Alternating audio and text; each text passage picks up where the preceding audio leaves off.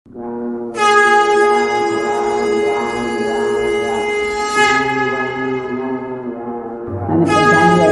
બધાને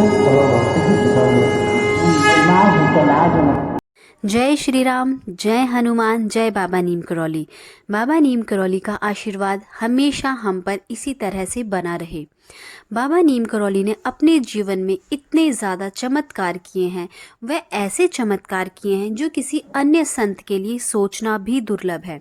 और बाबा नीम करौली जी के लिए ऐसा संभव इसलिए है क्योंकि वह स्वयं हनुमान जी का अवतार हैं। तो चलिए इसी श्रृंखला में आज बाबा नीम करौली जी के जीवन से मैं एक ऐसी कहानी आपके लिए लाई हूँ जिसे सुन आपका विश्वास और अटूट व अनन्य हो जाएगा बाबा के प्रति। बाबा जी की अनंत कथाओं की श्रृंखला में से एक सुंदर कथा आज आपको सुना रही हूँ, जिसका शीर्षक है 3 जाने बच गई। कथा इस प्रकार है। बाबा जी और उनके भक्त जो बद्रीनाथ और गंगोत्री की यात्रा पर थे, उन सब ने गंगोत्री से ऋषिकेश को प्रस्थान किया। उस दिन रात के 8 बजे सब लोग धराली नामक स्थान में पहुँचे और वहीं उन्होंने वास किया। राली में जब एक धर्मशाला में ठहरे, श्री उमा शुक्ला ने एक चाय की दुकान में ही रात बिता दी। बाबा जी वहीं चाय की दुकान के पीछे एक लकड़ी के गोदाम में लेट गए। जब सवेरे धर्मशाला से उठकर बाबा जी के दर्शन के लिए लकड़ी के गोदाम में उनके भक्त पहुंचे तो उन्होंने बाबा जी की छाती के ऊपर कंबल पर एक सांप और बिच्छू को लड़ते देखा। इस दृश्य से वे भयभीत हो चिल्ला उठे। उनके इस प्रकार चिल्लाने पर बाबा जी ने यूं ही कंबल उठाया तो सांप एक ओर और बिच्छू दूसरी ओर को चल दिए। इसके बाद धराली से सब लोग ऋषिकेश पहुंचे और वहां 15 दिन रहे। एक दिन प्रातः काल सभी लोग गंगा स्नान कर रहे थे। मुन्नी जी नहाकर गंगा जी से बाहर आ रही थी और श्री मां नहाकर कपड़े बदल रही थी। उनकी पीठ उस समय गंगा जी की ओर थी। मुन्नी जी ने देखा तुलाराम जी बह चले और उन्होंने चीखते हुए श्री मां का ध्यान इस ओर आकृष्ट किया। तुलाराम जी धारा के बेग में डूबते उभरते बहते जा रहे थे। मां तैरना जानती नहीं थी, पर पति को बचाने के लिए उस प्रवाह में कूद पड़ी।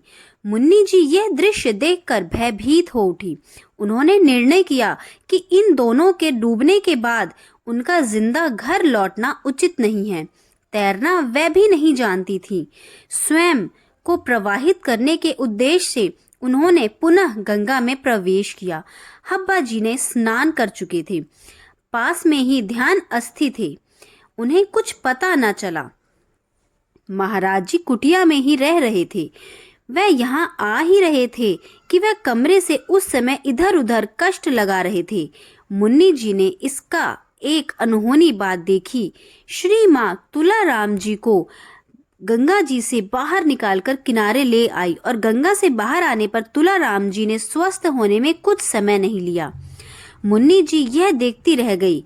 उन्हें अपने डूबने के संकल्प भी याद न रहा और गंगा जी से बाहर चली आई।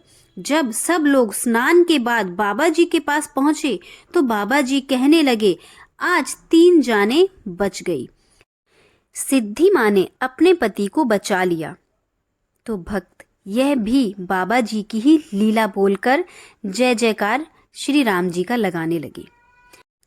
इसी तरह से अगर हमारा विश्वास बाबा जी के प्रति अटल है तो बाबा जी हमारे सम्मुख हों चाहे ना हो, केवल हम अपने मन में अपने हृदय से ही बाबा जी को याद करते हैं, वह उनसे विनती करते हैं, प्रार्थना करते हैं कि हमें इस मुसीबत से निकालिए, तो बाबा जी कहीं भी हों वह हमें उस मुसीबत से अवश्य ही निकालते हैं।